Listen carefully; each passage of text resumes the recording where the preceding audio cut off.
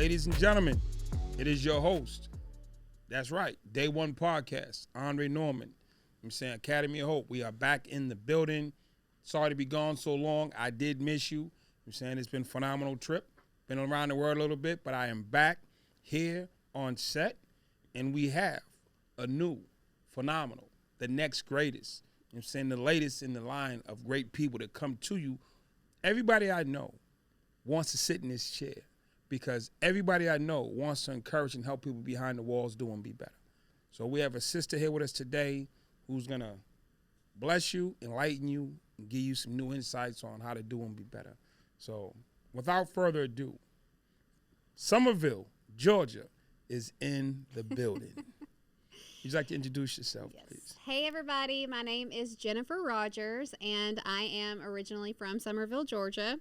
I have lived in Atlanta, Georgia for the last 13 and a half years, and did 2 years in a maximum security federal prison in my early 20s for selling drugs. I was also addicted to methamphetamines. So I served my time in prison, got out, turned my life around, and here we are today. So you grew up in Somerville. Yes. Little town? Very small town. I actually got indicted by the feds in Rome, Georgia. So that's really where my crime took place, which is another small town just north of Somerville. Okay. High school, Somerville. Tell me about it. So Chattooga County, Chattooga High School is To who? Chattooga. Yeah, we officially in the country. Yes, we're in the country. That's where I started high school. I was a competitive cheerleader in high school. Moved schools my 11th grade year, my junior year, to Armurchie High School, which is a school outside of where Rome is. So it's Right. Floyd County. So I was Miss Armurchie High School, captain of my co-ed all-star cheerleading squad. Crushing it. Got addicted to methamphetamines at 17 years old. Stop. You just don't go cheerleader. Give me an H. Give me a C to give me some meth. Right. How do you make that transition from Right. you just said it like, yo, I went to the store and I bought some shoes. Did you start drinking first, smoking cigarettes Well, first? I think in a small town, everybody drinks, everybody smokes weed young. I mean, there's really not much else to do, but I wouldn't say that was the thing that got me involved. So you started in drugs. smoking weed at what age? I would have been probably 10th grade when I tried weed for the first time. And drinking? Drinking, we were all drinking in 9th grade where I'm from. Then how do you shift from weed and drinking to meth? No, I think it boils down to you have a heart problem. And what I mean by that is you are missing something in your life. My parents got divorced when I was 13 years old, and it wrecked my entire life. And when that happened, I learned at a very young age how to be two different people. And that was who I presented myself as to the world and who I was on the inside. And unfortunately, who I was on the inside was a very broken, still little girl that was searching for love and acceptance and in all the wrong places. Even though I was popular and I was successful in high school and I had great grades, once I moved into a different high school, I was actually working at a store in the mall. And my store manager introduced me to methamphetamines at 17 years old. Shut that store down, y'all. And I tried it for the first time. And the first time that I tried it, it scared me. I didn't do it again for probably a couple of weeks. Then I ended up trying it again with another friend of mine, and then I was just addicted. How about this? I got get new friends. Right. Well, once I started using, I realized that everybody around me was using. Then it's like, oh, you too. Everybody, literally. And so it was like, wow, like there's this whole group of people that I knew that I didn't know were involved, and it was fun. It was fun. wild. It was a new experience every time you did it. And then I was always thicker. And where I'm from, as a white girl, if you weren't real thin skinny, you were fat. And so meth made me skinny. And that was really where my addictions really derived from originally, was because I lost all this weight. I was very thin, and it felt good because for the first time I could look in the mirror and I could identify with the skinny girls that I went to high school with. So you're doing meth for a few years, I take it. Yes. So and it all comes to a crashing halt. Several times. And then you end up in court the last time, and they say, Jennifer, you're going to prison. Well, basically, my first arrest was 18 years old, 60 days from my senior graduation. And because I was in a small town, it was highly publicized, all over the radio, front page of the newspaper. You made the radio. Miss Armurchie High School, arrested on a Sunday, asked where she was going, said she was going to school, possession of methamphetamines. Gotcha. So I got out from that, had my daughter, ended up getting pregnant. Had to drop out and get my GED. They wouldn't let me graduate because I was an out-of-area student. And a year later, after I had her, I went right back to using again. And ended up going to court on that charge. I pled first offender to a possession of drug-related objects. They drug tested me the one time that I had to report on probation, and I failed it for methamphetamines. So they revoked me. I had to do 60 days in county jail. Once I got out from that... Hold on. You go in for 60 days? Yep. What do you just, like, do you try to get treatment? You trying to, They didn't even offer that. They gave me a 2-for-1, so I ended up serving 30 days. My daughter was 4 months old at the time, and I had married her father, who had went into the military. So when I get out, he had gotten stationed in the state of Washington. So I moved out to Washington State. That is the worst place on the planet for a meth addict. I didn't know because I didn't know anybody. So I actually had a thriving life out there. I was running an all-star cheerleading gym, and I was clean for the first time. For a year, I was clean, and I had great friends, but my marriage was miserably failing because I got pregnant, and when you're in a small town, you get pregnant, you get married. That's what you do. And so, I'm married, and I'm 20 years old, and I'm living in Washington State, away from everything and everyone I know. And as my marriage began to miserably fail, I flew home for Easter, got high again for the first time, and felt like I was missing out on the world.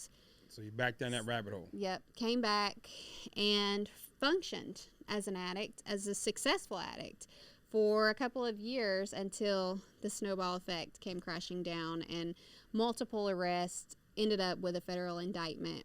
So day one, you come in, they process you, take all your stuff, they give you the outfit, you're sitting, they give you your bedroll, go in the dorm C, you walk down there, and you're like... I literally went in my cell, and our cells, we had cells, they had doors on the cells, and I closed the door, and I just cried because I couldn't imagine that this was going to be my life for the next 2 years.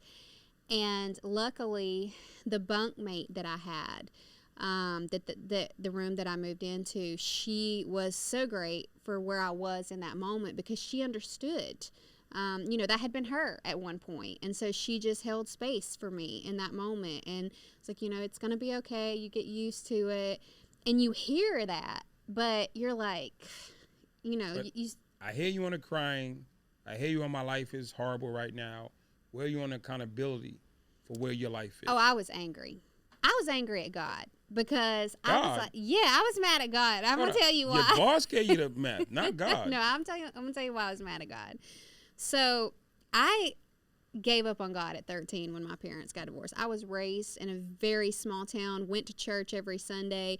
And I remember when I was in the middle of my addiction, my dad used to say all the time, I'm praying for you. And I was like, do not pray for me. Like, the God that I grew up believing in abandoned me at 13 years old. Don't pray for me.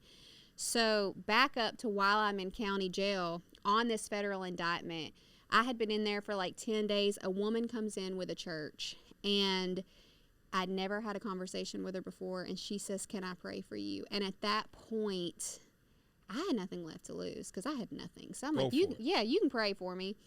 She prayed for me. She spoke in tongues. She looked me directly in my eyes when she got done. She said, you will never go back to your addiction again. And in that moment, I knew I'd never go back, and I never did. I felt like I could breathe again for the first time in 6 years. So I developed a relationship with God after that again. And I did all the steps. I did everything that I was supposed to do. I was out here telling my story. I was standing up in front of people. I was like the model pretrial citizen.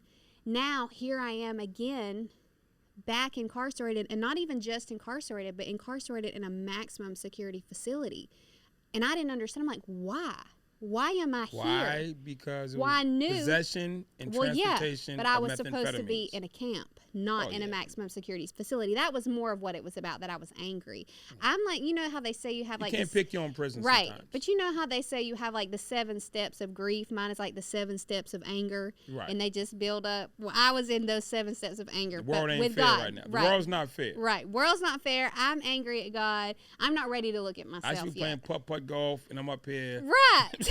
Right, like I should be on a country music stage singing country music somewhere right now. Like You surely should be that's singing what I country should have been music. doing. So I'm in this prison, and I'm sad, and I'm mad, and At everybody but everybody yourself. but myself. So I sit with myself, and I finally start to get over my stages of anger, and I start to look at myself. What like, did you see? A broken individual that needed to heal, a woman that had disappointed everyone in her life for the last 6 years, and particularly my daughter. And how do I fix this? So I began to read, and I began to write, and I went to counseling. The prison that I was at had no programs, but they did offer counseling. When you went to counseling, because I've seen people go to counseling before, and it's just to get out of their cell or to get out of the dorm, someone else to talk to, someone else to tell their stories to.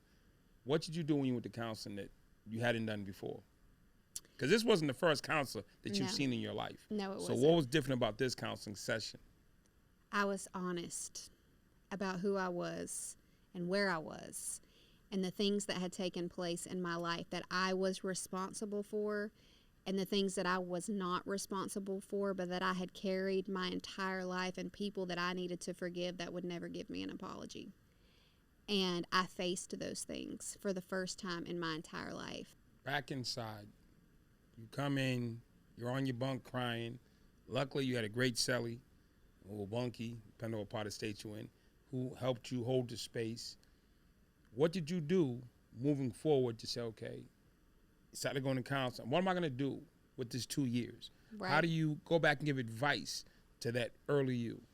I worked out. That was my outlet. We didn't have an outside yard, but we had this little rec room in our pod. So I worked out for like 3 and 4 hours a day, developed workout programs. Then I taught other inmates, and we'd be in there in a group working out. But I read a lot, and I wrote a lot, and I began to write a book when I was in prison. But I journaled everything that I felt from the moment that I went in to the moment that I got out, and I thought about everything that I wanted to accomplish in my life. And it wasn't always easy. I got locked in solitary confinement. No. Twice. No. The first time I was guilty. We were taking sugar from the kitchen. Back Hold on. You a coffee drinker? Yes. And that's why we were stealing it. But you know, you couldn't have it because people would make hooch. But okay, hold on. You stealing sugar from the coffee? Stealing Yes. sugar from the kitchen, got Yes. caught. How you Yes. get caught? You weren't good at it? Yeah, we had been doing it for months, but we weren't taking like little bits. We were taking like Pounds. bricks of sugar. We got them wrapped up. Don't get caught smuggling sugar from the canteen or the kitchen. We get on the elevator to go up. They shake us all down. Boom. Picture that. Yep. Shake down in jail. Shake us all down. You're like, why are y'all shaking us down? You're in jail. And me and my cellmate at the time both get caught. So they put us in solitary confinement together in the same room. So that wasn't hard. That was like a vacation. We're in there 10 days. No, staycation. Staycation, yes. We're in there 10 days. Staycation at the federal penitentiary. Talking, laughing, whatever. But fast forward. I go to my job in the kitchen. They get your job back? Yes, they gave me my job back. And they come in one day and handcuff me. Again. Like, just on GP, handcuff me. Boom. Don't tell me why. Take me straight up to SEG. And they put me in this room, and it's like true solitary confinement. 24 hours a day. By yourself. By myself. Lights on. Feed me through a hole in the door. For 3 weeks I was in there. There was no shower. On the women's side, it was a co-ed prison. On the men's side, in their max facility, the men had showers in their cells, and they never came out. On the women's side, there was no shower. So they let you out Monday, Wednesday, Friday for a 5-minute shower, and then they put you back in. I thought that I was going to lose my mind that first 7 days that I was in there. And I didn't know why I was in there because they hadn't told me yet. 7 days rolls around, the feds show up, bring me in a room, start questioning me about a male officer because he was having sex with another female person, inmate. And I took her job in veg prep. So now they're investigating me that I'm sleeping with the officer. He worked in the kitchen. He worked in the kitchen. So she had that job, so you got that job. So you must, there's a chance, an opportunity Right. he pushed up on you. Right. So you're back in seg, So under I'm investigation. Under investigation. You clear that. Feds are trying to like bully me into giving them a confession. And I'm like, I don't have any involvement with him. And they're like, we will give you 5 years on top of your sentence if we find out you're lying. And I was like, I don't care. Like, and so they kept me in there for 3 weeks. They cleared you and Cleared let you go. me, let me back out in the general population. But it was during that time, after those first 7 days, when I found my peace. In solitary. In solitary. I conquered my emotional state and I conquered my mental state. And I knew in that moment, if I can conquer myself in this, there is nothing that I cannot accomplish in my life. Bars. And I carried that. 13 years later, I'm still carrying that. And once I got released, I never looked back. And I have been an unstoppable force in every single area of my life that I walk into. And you thought going to solitary was a bad thing. Yep. Turned out to be a blessing for me. I found myself in solitary, a whole nother story. Read the book. So you come home. You go live with the lady you hate. Mm-hmm. How's that? You know, by that point, I was such a healed version of myself that I no longer hated her. I was thankful that she gave me a place to live, a roof over my head, and a car to drive. And I will never forget. So I was in the halfway house for 2 weeks in Atlanta, and I got a job from the halfway house. We had all these illegal cell phones. Now they let you have cell phones. Back then, no. You had an illegal cell phone. They were everywhere. They were in Shame the on you. ceiling tiles. Everybody had them. That doesn't make it right. Anybody had sugar. This is true. So there was an ad that had been ran in the AJC, and it was for inside sales, telemarketing. Well, I had done a telemarketing job in my 20s in the middle of my addiction, and I knew I was good at it. So I call in. They want to bring me in for an in-person interview. Now I got to convince Mr. Jones, the halfway house director, how I even got this interview in the first place on my illegal cell phone that I wasn't supposed to have. So he clears me for the interview. And I go in, I'm in a business suit. I don't look or sound like I've just gotten out of a federal prison. Nah. So I go into this interview. They'd never hired a woman in Atlanta before in this sales company. And I'm in this interview, and it's going well. And I knew that they were going to hire me. And so I interrupted the interview. And I was like, bold. I had to. I wanted to lay my cards on the table. I just wanted to be honest about who I was. And I was like, listen. And I said it just like this. I want to be honest with you about who I am. I just got out of a maximum security federal prison. I was a drug dealer and a drug addict, and I am not that person anymore, and I'm going to make somebody a lot of money. They hire you? Room goes awkward silence. He's suit, tie, dressed up, poised, Portland, Oregon. He don't know what to say. Awkward silence in the room. And I'm institutionalized. I laid my cards on the table. I don't know what the hell to say after that. So he finally breaks the silence and says, holy shit, I wasn't expecting that. He laughs, I laugh. They hired me. 6 months later, I was traveling the country, opening up offices for that company, training people on how to sell over the phone. Congratulations. Thank you. That's what you call a boss move. Yep. Honesty works. Honesty works. So now, what was again, we talked about the hardest transition. When you were inside, you said you read books. What was your favorite books? The Captivity series had to have been my favorite book. Who wrote those? I never heard of them. That book is by, what is her name?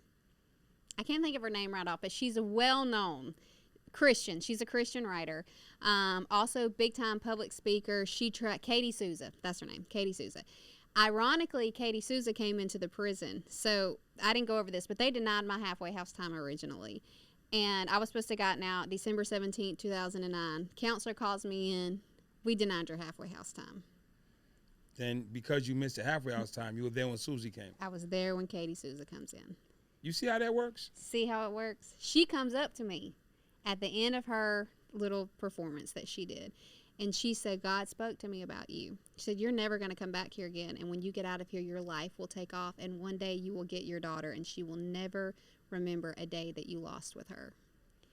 I got out 2 days later, and my life took off. What are you doing now? Now, No, I got to act like I don't really know, so I'm just faking. I'm an interviewer. For y'all, I got to fake this part. Fake it till you make it. So what are you doing now? I am the founder of National Association of Women's Prison Reform, Rise Up Media Group, the Up Business System. I am a real estate agent. I have full custody of my now 18-year-old daughter, who is just graduated and going off to college, 6-year-old son, public speaker for the government. I go around and talk inside of federal prisons.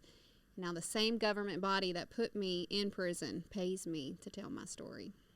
Bars. We can snap or we can clap, but I'm saying if you're home, you're in your spot, you should be clapping right now. You should actually be cheering that she came out of the penitentiary and she took both times that she thought was a problem and turned it into a gift. And now the people that used to hold you pay you. Pay me. The people, what was that like when you got their first check? Did you frame it? Listen, when I filled out the RFQ package to bid on it, it was long. It was hard. I didn't know what most of the language in it meant. I had to call somebody. I phoned a friend that does government contracting. He kind of guided me on what to do. But when I submitted it, I knew I was going to win. Cool. But when I got it. When you get the first check, not the contract. Contract's easy. I've gotten contracts. When the first check come and it says United States of America, the same people that say United States of America versus Jennifer Rodgers, it said something different. It had some numbers behind it. 2 years. Now they wrote you a check to go in. How is that? Amazing. How do you explain it to the people that it is possible? It is that possible. The people who are watching this, because you would have been watching this if you were still there, that one day you can get a check from the people that used to hold you. When I got my first $10,000 check. Dropping bars. We're going to do the math, but. We're going to do the math. Because we're going to do the math. Someone asked me one time, what did it cost you to get to where you are right now? And I said, everything. Cost me everything. I lost everything more than once. And then I rebuilt it and I regained it. And when I got my first $10,000 check from the government, all I could do was just smile. Like, and it's really like, you really want to like get a little bold, conceited a little bit. Just a little bit. Just a little bit. Like, yeah. The state I came out of hired me 8 months ago and gave me control of the unit I used to live in. Not just go to random prisons. The prison that I went to, spent most of my time in. The unit I used to live in, they hired me back and said, you go run that block. Mm-hmm. The Pep Talk program originated and was founded in the prison that I came out of. And the state sat with the commissioner. They hired me, went through the whole process. We went in, did the orientation. I got a state ID. We did a tour. They had to take me on a tour of the prison. I don't even know tour of this place. Right. They took you on a day tour. Like, let me show you where the rec room. Dude, I know everything is. They're like, oh, he's different. Mm-hmm. Then they took me down to my unit. They're like, yo, this is your unit. I was like, wow. Doesn't it make you feel like it was all worth it? No. For me, it does. 14 years in the penitentiary. Listen, no. I'm going to tell you why I feel that. Hold on. No. You asked me a question. Right. No. Wasn't nobody at 14 years, but I've made the best out of it. Right. I've leveled it up as high as you can level up something. Right. But if you gave me the option of having this life and doing that 14 again, I'd have been a lawyer. Just call it a day. Right. But worth it for you. Why? I think we were all given a choice, right, to choose our story. And when you make something out of that story and you see your story change the lives of other people, for me, it was worth it. And I'm going to tell you why.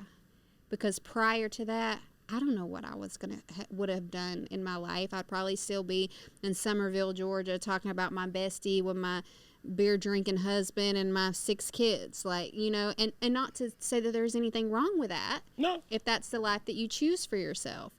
But for me, I run an organization where I work with previously incarcerated women.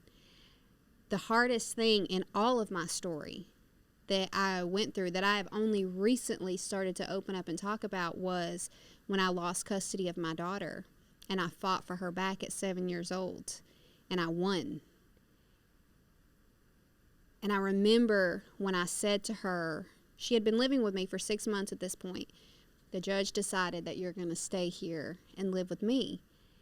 And she looked me directly in my eyes with the most disgusted look that you could ever imagine on a 7-year-old's face. I can't believe that my dad let this happen. And I had to go in my closet and close the door and cry, because that wasn't how I pictured the reunification of my family. And this was a child that worshiped the ground that I walked on before I lost custody of her.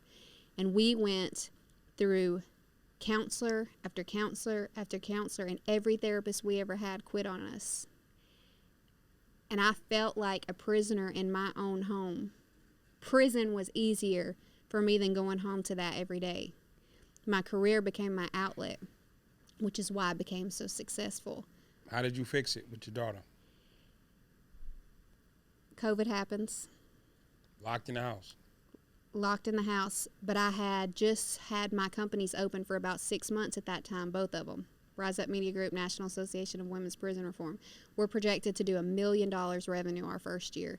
COVID happens, shuts it down. I've walked away from everything that I had done at that point. This is all I have that I'm invested in.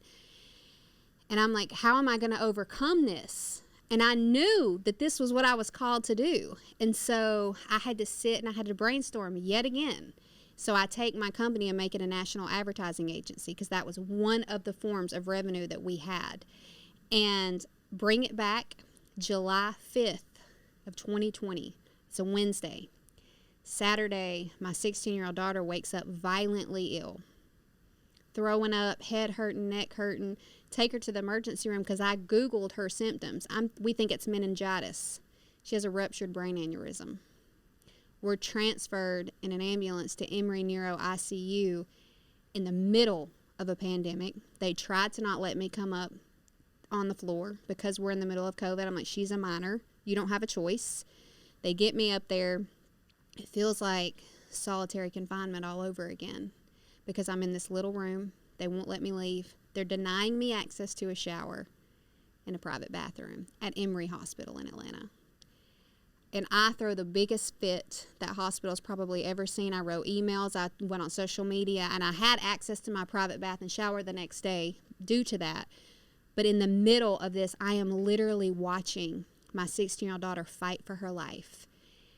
And they wake me up the third night we're in there at about 3:45 in the morning, saying she's showing signs of a stroke. If she would have had a stroke, it would have killed her, or she would have been a vegetable for the rest of her life. I go out, I witness it. She's tremoring, she's slurring. They rush her out, and I went into that tiny room that I'm sleeping in a chair, and I slam the door, and I scream at God, why are you doing this? I've had enough. They bring her back 30 minutes later. The signs of the stroke is gone, and I knew in that moment, then, this is not about her brain. This is about fixing a fracture in a relationship that is much too deep for a normal person to fix. And I got to know my daughter on a level that most parents will never know their children. I literally watched her fight for her life. And we would have 5 steps forward and 10 steps backwards. I remember her asking me am I going to die? And I couldn't tell her no, because I didn't know if she was going to die or not. And I called my mom on FaceTime. I was like, if she dies in this room before I ever got the chance to really know her, I will die with her. And my mom was like, you can't. You have another child that you have to live for. Like, you've got to get it together for her. And so I just, once again, found my peace and found my calm. And I sat with her. And I put my own hurt feelings down. And I held space with her. And I allowed her to open up with me. And we formed a bond and a connection that we never would have had otherwise. 6 weeks go by, we finally get out and go home. She's totally normal. If you saw her today, you wouldn't know it. A month and a half ago, she went in for a craniotomy. They went in to clamp the aneurysms. We get home, 4 days being home, she starts losing cognitive ability. Call ICU. They said bring her in an ambulance immediately. Now we're back in ICU. She's having vasospasm, stroke, mini strokes of the brain. All over again. Here we are. Once again. 2 weeks later, we're home. Now we're planning on her to go off to college. Well, God will if you allow him to. Yes. He get your attention? Got my attention. Did he get your attention? COVID didn't get my attention. Shutdown did not get my attention. Loss of money didn't get my attention. Watching my daughter basically die over and over again on that bed. Brain, tubes coming out of her brain, lower lumbar drains, center lines, V lines everywhere. So when you finally broke down and gave to God, he healed your child. Yes. When you broke down and gave in to When God. I gave up. When you gave up. I gave in. When you gave in, he gave you your kid back. Yeah. And I had her at that point 10 years. For all the ladies and the guys, I don't want to leave my brothers out, who are sitting in the bunk right now. And we go through stuff while we're inside. Yeah. I believe it's 10 times harder for women to be without their kids than men. Mm-hmm. You carried them. We didn't. And they're stressed out. They're depressed. Their kid might be sick. Yep. They might just not have seen them. They don't know where they are. They dismiss them. And they're depressed. What you going to say to them? I think as a mother, and I'm going to speak to the women first because I can identify with where you are. Your child did not ask for this life. And we all make mistakes, and some of us get caught in our mistakes, and we have to live with that. But it is your duty as a parent, when you get out of incarceration, to do everything that you can, not only to mend you first, but to mend the relationship with that child. And it will not be easy. I made a lot of mistakes. I put my own agenda above the healing of my child because it was too painful for me to face. But she didn't ask for me to become a drug addict and go to prison. And she did not ask to come back to live with me. But I felt as a mother it was my duty to make things right with her. And it took 10 years. But I never gave up. And I kept fighting. And I did that for her because she deserved that. Just like your children deserve that. And you may get out and your kids may be with someone else and you may have lost complete custody of them. I had no rights to her. I never lost my parental rights, but I didn't have any custodial rights. And I let that situation be the driving factor of everything that I did in my life to become successful so that ultimately I could go back and fight for her. And you can't be mad at your children for how they feel because it was the choices that you made that caused that situation. To the men, I am not a man, but I know a lot of incarcerated fathers that have gotten out and have had the same struggles of reconnecting with their children. But just like it is the woman's duty to get out and mend things with that child, it is also your responsibility as a father to go and do everything that you can to make sure that your child is proud of you. But you have to be proud of you first. And it will pay off. And one day you will have a great relationship with that child, and it will all have been worth it. I know. I mean, everybody should know. The work that you've done and the things that you've been through are a testimony to what hard work can do. But going back, we have people who are just starting out. We're out. We have success. I have a saying, success is not a success without a successor. I mean, if we don't go back and lift up the people who we left behind or behind us, we're not successful with this lucky. And I don't believe that we're lucky. So I need you to possibly give some advice to what somebody can do right now to prepare themselves or to put themselves on the right track. Because there's so many distractions inside. Right. My biggest piece of advice is do the work. Do the work now so that when you get out, you're not overwhelmed with trying to do the work. And when I say that, what I mean is fix you, because you can't fix the people on the outside. You can't fix what your children are going through. And we all know that when you're incarcerated, that we go into survival mode, which means we detach ourselves from our emotions and our feelings after a certain point, because that is how we survive. And your ultimate goal has to be that when I get out, I no longer live in survival mode. And I did that for a long time. So day 1, you're in prison. Day 2, week 1, week 2, wherever you're at in your journey and you feel like, man, I've messed things up and I don't know how I'm going to survive this. Yes, you have messed things up. But the reality is you will survive it, and you are going to survive it, because what other choice do you have, number 1? And number 2, if you fix yourself now, if you go within now and you look at the things that are within you that caused you to make the choices that you chose, and sit with that and forgive yourself and forgive other people, so that when you walk out of this place, when you do, you are walking out with a clean slate, and you are ready and able to walk into a room with your head held high and say, yes, I did those things, but I am not that person anymore.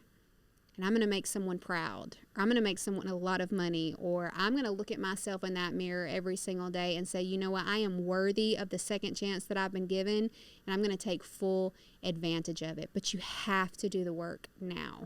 What was the best program or thing you did while you were inside? For me, the greatest thing that I did incarcerated was go to therapy. Because it made me, and I could have bullshitted the therapist, right? And done what I had done in my teenage years when my parents had me in counseling. But I was honest. I was honest with them. I was honest with myself. And I admitted to the things that I had done wrong in my life at that point. And ultimately, I forgave. But I had to forgive me, too. It wasn't just about forgiving my mom or forgiving the people that stole from me when I got incarcerated, all the different times I went to jail. Like, it wasn't just about that. It was literally looking at myself in the mirror and saying, I forgive you for the things that you've done in your life, and I forgive you for the things that you've done in your daughter's life, and I forgive you for all of the people that you have disappointed at this moment, so that when I walk out of this place, I am no longer responsible to anyone other than myself. That's phenomenal. And I've heard you say a few times, there were no programs where you were. Mm-hmm. See this thing here? Yes. Yeah. They're watching us on that. Okay. And those give us the capacity and the ability to educate people in real time. Not 10 people in the classroom, not 30 people in the gym, but everybody. In solitary, in GP, in PC, whatever you are. Wherever they have you, if you have one of them, we can teach. And I can't wait for the Jennifer Rodgers class to be developed and put on there. Because I want you to briefly tell the women the outreach that you're doing for them, because you're doing phenomenal stuff for women who are inside. I mean, there's not enough time to tell all the stuff that you do. And there's never enough time to let the women know that there's people out here fighting for you. It's always about the guys. Everything focuses heavily on men in prison. But what are some of the things you're doing for women? So at my company, I hire only women, and I train women on how to sell over the phone. So I teach you how to have your own career, and I have another business model where I teach actually men and women my actual business. It is called the Up Business System. I have an online course, and what I do is I took the business model and how I have been able to make 20, 30 grand a month selling advertising on the phone, and I teach people how to do that. I give them my entire business in a box. What was the lady you said came into the prison when you were there, Susan? Katie Souza. Katie Souza. Well, we don't know what Katie is. We definitely know what Jennifer is. And if you want Jennifer to pull up at your prison, talk to the warden, talk to the program team, shoot us a text or email, on your tablet. Let us know. Because she's doing that. That's part of one of your companies, going to prisons and speaking. It is. That's how we connected. Yes, that is how we connected. Because I was like, man, I did time in the feds too. I was like, I was go to the feds and speak. But it's always like crazy processes and paperwork. Then somebody said, oh, there's this contract that they gave out. I went for it, but through somebody else, and I just never heard from them. So when they connected me back to you, I'm like, yo, we got on the phone, we started building. I was like, okay, I walk with my sister. So I'm going to be one of your students and learn how to go back inside because I definitely want to shout out to the folks, but phenomenal. Thank you. Phenomenal. Thank you. There's also a course that's coming. We were just having this discussion, and I am building it out right now where I want to be able to reach the pregnant incarcerated women. You can be able to reach 1 million people with that thing. So building out a program. I am a certified doula. Also, so I'm building. If you don't know what that is, it's if you don't know what that is, you're a guy. You're a guy, yeah. I'm the birthing support for the mother. So I'm building out classes that we can teach for incarcerated women that are pregnant, in hopes to roll out something where we can provide a doula for their births through the Department of Corrections or the FBOP, wherever they're at. In closing, we have book selection here. You know what I'm saying? And this book here is from my good friend John Rulin. And it just seems righteous. The name of the book is Giftology. It's all about giving gifts to people. And what I'm hearing from you is you're a giftology specialist. Every day you wake up, you're trying to find a way to give somebody a better life and a better understanding. Starting with yourself and then your own children. And then your mom. And it's phenomenal. I tell you this, for 14 years, my mother couldn't say my name with respect because I was someplace doing something I shouldn't be doing. But if you ask my mom where I'm at now, she said, oh, Dre, he's doing a podcast to try to educate his brothers and sisters behind the wall. Where was he yesterday? Oh, Dre was out at the prison talking to some people about changing their lives. So, giftology. Listen, we're always going to promote books. Education is everything. What I'm hearing, what I continue to hear, is education matters. It does. You going to pull up for him? I'm pulling up. With the accent and everything. I am pulling up. Last thing I'm going to ask you, and most important thing. There are some sisters and guys who are depressed right now. Suicide in prison is real. Depression in prison is real. And I want the hundreds of thousands of people who have access to this who are struggling. Not everybody's struggling, but those who are struggling. I need you to give them an encouraging message of why they should hold on. Every single person has something on the inside of them that is so powerful. You were given this story. You were entrusted with this story, and it's not always a beautiful story. It doesn't always have a great beginning or a great middle or a great ending for some people, unfortunately. However, there is something on the inside of you that is so great that if you can just reach within and find it, you can have the most beautiful life. You didn't make it this far to just give up where you are now. You are not a tree. You are not stuck. You have the ability to move yourself. You have the ability to change the direction of your future and the choices of your past. I tell women specifically, you have the ability to give life. You are a life giver. You are a birther. Birth something within yourself. Give yourself life. To the men, same thing.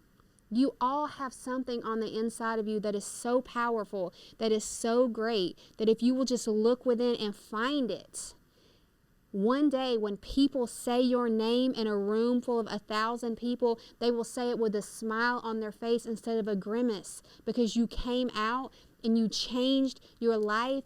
And in the midst of changing your life, you changed the world. And that is what I commission you with today. The same thing that Katie Souza said to me 13 years ago. You are going to get out and your life is going to take off, and you will never remember this day again except to use it to change the lives of other people. And with that, you can't come behind that. You heard her. She closed us out. We love you. You're special. We will be to see you soon. But this is day one. Academy of Hope. Pep Talk is in the building. Sister Jennifer, we appreciate you. And we're looking for that course. And you keep doing your thing. Thank you. Until the next time.